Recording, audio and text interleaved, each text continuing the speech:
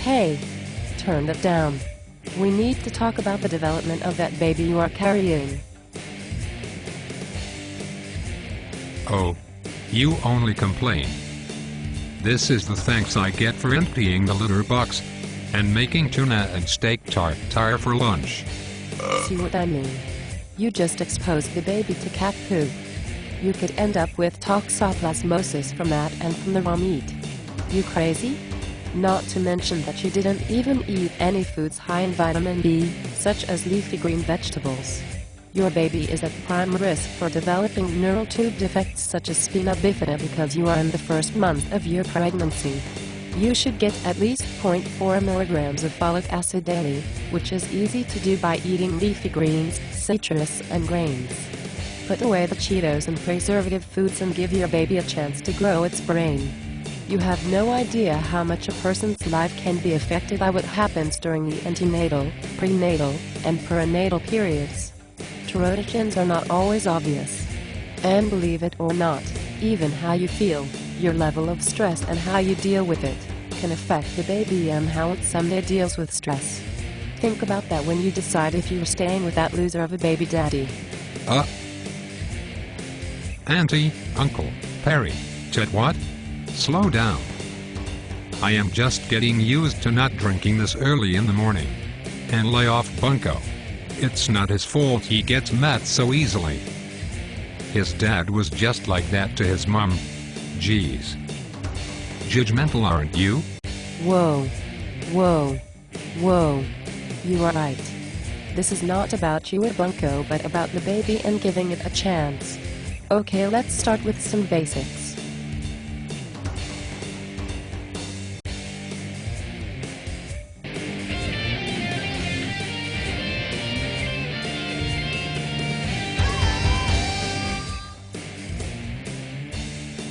Whoa.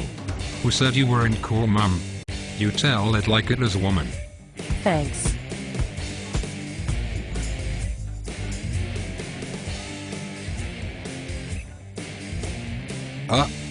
Stop. That is sick.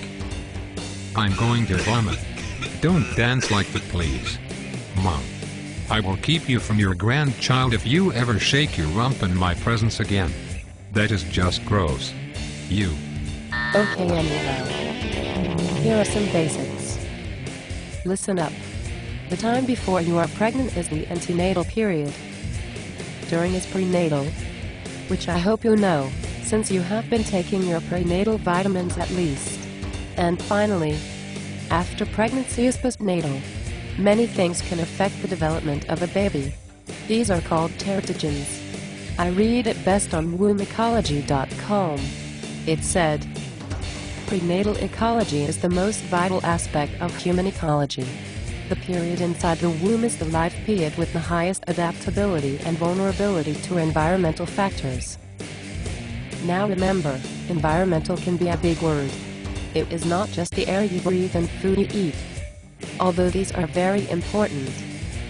It is who you interact with, the level of stress you are under, and believe it or not, even things that Bunko has done or is doing, such as working at the plant that processes paper pulp and living near that plasticizer factory his whole life. That alone can affect this child's ability to have children. Wow. That is a lot of information, Mom. So what do you mean that things Grandma did affected you? You mean, like because she was an alcoholic? Do you think you could have fetal alcohol syndrome like your brother? Nah. You don't seem to have any of the physical markers such as a flattened nose bridge, and you certainly aren't suffering from any cognitive delays, Mom. So what did you mean? What did Grandma do to you when you were in her womb? Did she play with cat poop? Ha ha ha. Well, my mom, your grandma, had a history of miscarriage, and during that time, they gave women who had risk of miscarriage a drug called diethylstilbestrol. It caused some of the girl offspring of the moms who took it to develop a condition called endometriosis.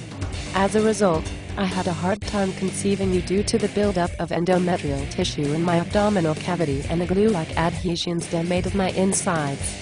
You see now why I am so concerned? I know how it feels to have something happen to me that I didn't ask for. You are entrusted to care for that baby, and it is your job not only to keep it safe and healthy, it is also your job to make sure that your baby gets the best start possible. There is a lot of evidence to support that the choices you make now can influence things such as your child's mental health, risk of prostate cancer, getting breast cancer or diabetes. Choices you make in labor and during the birth process can also play a huge role in his or her development. Wow. Sorry about Grandma. I know they didn't know back then how back drinking in pregnancy was for babies. I guess they didn't know a lot. Anyhow, this conversation is getting cool though. I am starting to remember some of this from the book you put in my backpack last time I was over. Yes. I do read when I am bored. Can't say I am not your kid, right? Wasn't there something in that book about certain foods or something? Oh, wait. Tuna. That's why you said that about the tuna. Sheesh, Mom. I guess you are a lot smarter than I thought. Yes. Long-living fish such as albacore, tuna and shark have high mercury concentrations, which has been known to disrupt neuron formation during critical periods of development, leading to brain damage. This is also the fear with toxoplasmosis. Cat poop. Exposure during embryonic stages, often before pregnancy is even detected, can be very problematic for the baby, causing deafness, mental retardation, vision issues, and a plethora of other anomalies. You can read up on the other big ones, and you should. In the book I got you today. I put it in your backpack. By the way, you said you quit smoking. You know the risks of preterm, low birth weight, and SIDS with what you are doing. But did you know a study in 2009 October issue of the British Journal of Psychiatry showed a correlation between maternal prenatal tobacco use and risk of adolescent psychotic symptoms? With the risk of mental illness in our family, you need to reduce this child's risk of mental illness. Quitting smoking is a no-brainer. Yay, I know. I did want to ask you about some other things.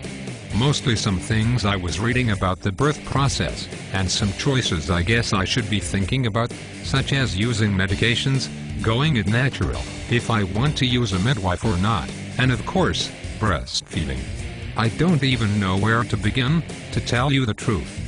There are so many of my friends who are telling me they won't sit with me if I have a baby on my breast, and all of them say that the epidural or even a planned C-section is the way to go. I tried to tell them I am a bit afraid of needles and hospitals and am considering a home birth or birth center experience, but I am getting a lot of negative feedback. I know you have some friends who are a bit more, well, like a hippie or something, or maybe just informed, and I just wondered if any of them have daughters my age who have given birth with minimal interventions, who might be able to talk to my friends about the benefits of non-interventive, gentle birth. They think I'm nuts. Well, honey, it sounds like you are right on track, because all the things you just mentioned hold a strong potential to impact your child's health and development as well. The choices you are considering will increase bonding, which is foundational for strong attachment, and thus preventing a host of other problems for baby later in life, such as reducing risk of developing attention deficit issues, increasing his likelihood of being a good parent, and even decreasing the likelihood that this baby will use drugs or alcohol. I also want to teach you some new techniques for infant massage. It can help improve the baby's sleep patterns and support digestion, elimination, and even clear red blood cells to help reduce jaundice. In fact, a lot of preemies are being helped with kangaroo care, which emphasizes skin-to-skin contact and wearing the baby to help increase birth weight, immune and respiratory function. This is a lot of impact for just cuddling. You are so right, honey. Also, being close to your baby, such as during breastfeeding, which, incidentally, has its own long list of pros, is another way of bonding. Did you know that a mother actually secretes a special hormone when she nurses her baby, called prolactin? It is considered the bonding hormone.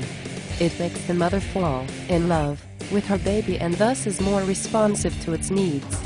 The hormone is secreted in conjunction with oxytocin, which is also the chemical that triggers and facilitates labor contractions. See It is just a very intricate process that can be easily disrupted if a person doesn't take time to familiarize themselves with the time in their child's life that will actually create its future health and even the health of that child's offspring. Childbirth is an amazing developmental phase in a woman's life in its own right, but it is also a time of tremendous responsibility to the developing baby. It amazes me that more attention is paid to nursery themes than this. I hear what you are saying. So is that a yes for hooking me up with some young cool moms? I really need some people I can relate to. I think that is a great idea. While you are supporting your baby's development, you can also get the developmental support you need to become a good mother. Although, you began learning that from me the moment you were born, or as research is showing, in the womb. You saw me respond to you with flexible, consistent boundaries and opportunities for growth and exploration. I know you will also tune into your child, just as you are now, and work with his or her natural abilities to help that baby become all it is destined to be. You will be a good mommy. Gee, thanks, Mom. I guess you can dance if you want. Just not around my friends. And never with the white chick overbite like that. Nope. That is just plain nasty. Why don't you be a good granny and make me a sandwich with some of that high-B content spinach you were raving about? You can't put it on that flaxseed whole grain bread. I hear it is full of essential fatty acids that are good for my baby's brain development, not to mention my own. I might just get as smart as my mom. No, first you have to go through your own child thinking you don't know anything. Then you can be officially smart. Until then, get some exercise and oxygen-rich blood moving to that baby so it can join the ranks of our uber-intelligent family. Yes, make your own sandwich. And make me one while you are at it. I am old now. I am going to be a grandma. It is your doing. I will make you remember who brought you into this world, little lady. Wahaha. And don't forget to make your prenatal appointment. By the way, nothing has been proven to reduce a multitude of pregnancy risks more than regular prenatal care. I know, Mother. I know. In spite of the stupid thing with the cigarettes in my backpack, I have been doing a lot better than you think. I am not a kid anymore. I'm going to be a mom. Wow. Can you believe it? Nope, honey. Nope. I can't. And you are right. You've been really doing what it takes to make the baby priority. That takes a lot of courage. And you are considering changes that have impacts beyond what has even been considered. You are doing great. And anytime you want to talk, I am here for you. Just like you will be there for your child one day. That is what moms do. Now get on that sandwich. I'm aging as we speak and my grandbaby is hungry. Okay, old lady. Ha! I am leaving the litter box for you though. No more cat poop. Finally a benefit of this baby bump.